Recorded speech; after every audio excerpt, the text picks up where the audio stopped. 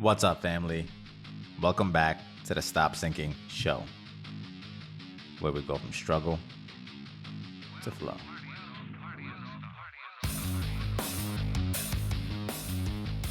I originally thought I'd talk about this topic as a standalone thing, but it probably came to my awareness because it relates so much to something else that is the larger theme of it, which I'm gonna now call part 2 of the shift from episode 83 of what's been going on in my life. So I think this will be a little bit more of a personal story and an explanation, but it will still be mixed with a generalized lesson that I hope to extrapolate and not just prescribe some autobiographical advice. I really try my best in all these episodes to share what I believe is universally applicable, even if I draw on my own stories. But of course, I am blind to what I am blind to. And as a human, if in my advice I fail to acknowledge a balanced reflection of reality, then just know that I am always working to improve upon and improve the bias that I'm leaning towards, correcting any biased leaning. And of course, I would advise that the superseding words from any advice that I've ever given and the words that I lived by and live by my entire life is listen to everyone, but do your own thing. And usually for me, that means listen to more people, not less. More people. Listen to everyone without a wall up. It's not to shut down listening to everyone because I'm going to do my own thing. It's listen to more people so I have more information. Put myself in a place of power without a wall up. Then take it all in. Assess if it's the right fit enough for you. Discard what doesn't seem appropriate and adopt it as you see fit. And I say all that to still have a voice in my head that wants to argue back and say, but you cannot debate timeless principles regardless of your perception gap. So even if there's things you don't want to accept in some of the things that I'm saying or the advice that I try to extrapolate, that I try my best to make and find a universally sound principle from, that there's still a voice in my head, even though I advise you to only listen to everyone and do your own thing. I still believe that there are some timeless principles that, regardless of any perception gap in your understanding, you cannot argue with. But I won't labor that point anymore and let you decide that delicate balance that is the taking in of outside energy and balancing it in with your own. Depending on where you are in your life cycle, in your life, the need for which energy needs to lead will change. But anyway, back to the point of today's episode after this long preamble. In episode 83 of The Shift, which this is now part 2 of, and has a larger theme that keeps coming back to me, I talked about how I finally saw what was right in front of me the whole time, and how the delay of not seeing it had kept me from the next step in my maturation in the grand scheme of my life. And I left open the questions of, at the end of the episode, of why I didn't see what was right in front of me. What didn't I see exactly that is this huge shift? And what I'm now pointing to and saying is the renewal of required reasons. So who requires it? What is it required by? And what is being required? Let's see if I can find the words to put this together today. I've been avoiding this topic because of how vast it is, but it keeps coming up. Like I said, in every other fashion, I can't help but lean on it to talk about the broader themes I've learned from it that now stick out to me from everywhere. One of those larger themes is the idea that reasons are actually required for renewal to take place. And I'm going to talk about this theme this entire episode, how reasons are actually required for renewal to take place.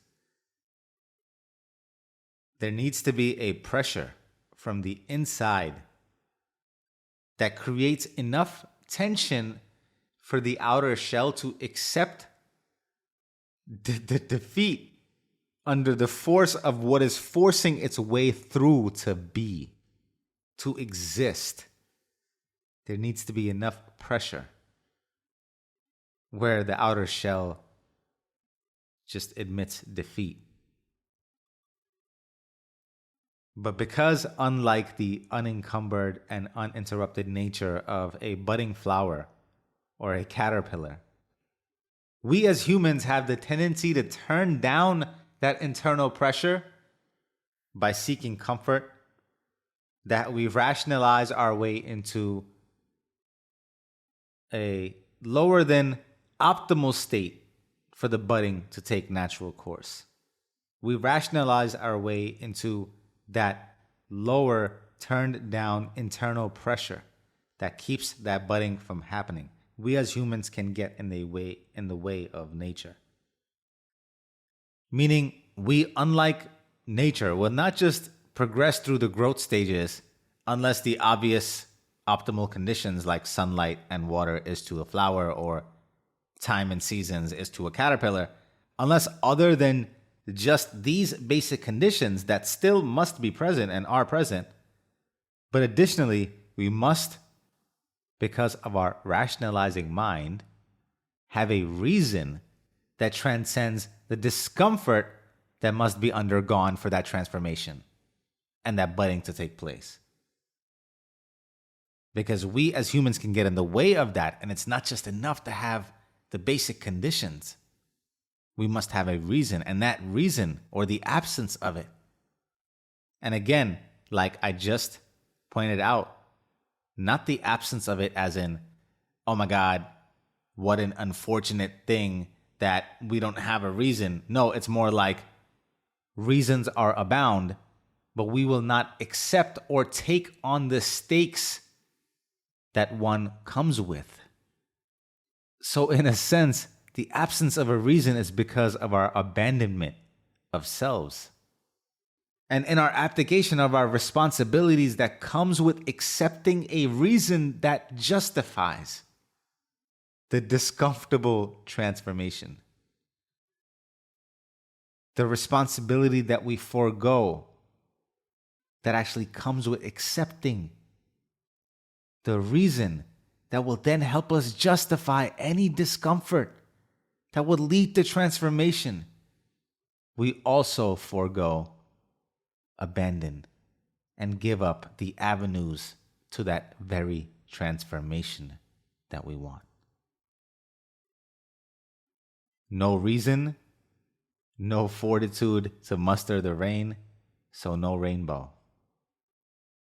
And I say all that to point to the why.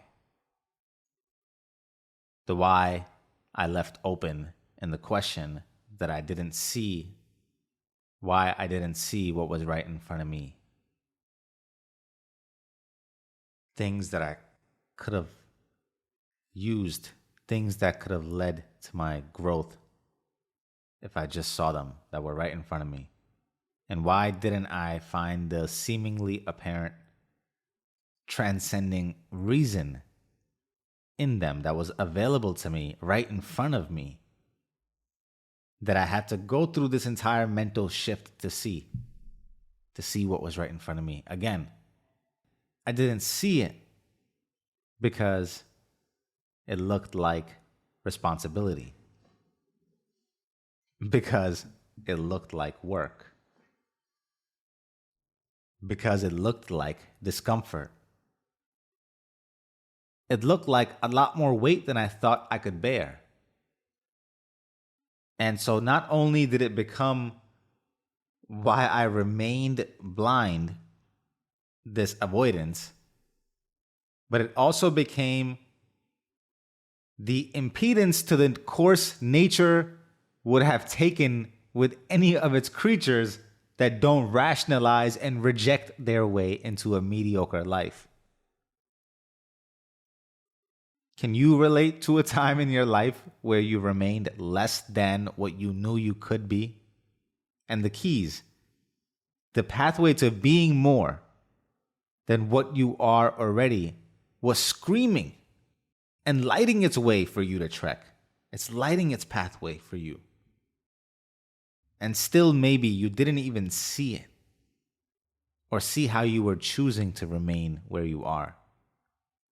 And what I'm telling you, as I realize it, and as I'm living it out in real time, is that not only are you holding back the reason for the next step in the becoming of you,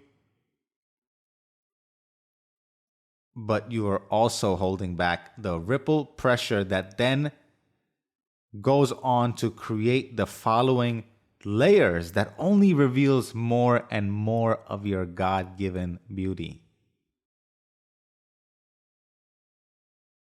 What is meant for you to fully transform and accept into this God-given beauty that becomes revealed, the full expression and image of what God created you to be, hidden and dormant and buried under layers and layers of what we foolishly think is an attempt to protect ourselves.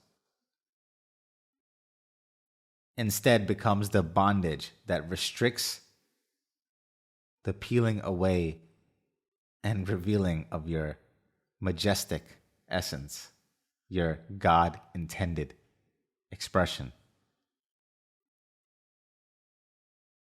And since I kind of attempted to talk about the why I didn't see it, again, to sum it up, because it goes against our human nature to let nature have its way with us.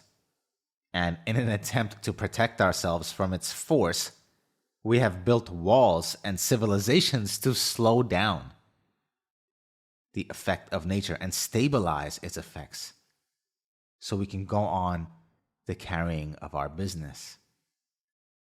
And like I said, that human nature of ours then impedes nature from doing its job, which would naturally just show up and lead us to the next step that we need to go through in our life cycle. But because that involves pain and peeling and the death of an old self of sorts, that we try to fight with nature, taking its course by clinging on to what is temporary and denying that it is so. And then, in that line of thinking, not accepting the thing that nature is trying to make us to be. And even if all those reasons and forces are right in front of us, our human nature to protect and build walls, to slow down time in a sense, almost in a sense as a bow of respect to the immense force of nature. Our human nature will, in our comfortable walls, keep us blind to the changing of seasons and the passing of time that bring with it a requirement for a change of approach. And if again, left to our own selves, we will remain blind to. And what started out as a way of protecting ourselves from the harsh winds became and becomes the very thing that deconstructs and dissolves our very survivability and actually slows down our evolution. So hopefully I was able to explain the why I didn't see the reasons right in front of me. Let me try and explain the what it is that I didn't see. And maybe the implications of that, I don't know. Let's see. I think just understanding the why we remain blind is already enough to pause and reflect upon.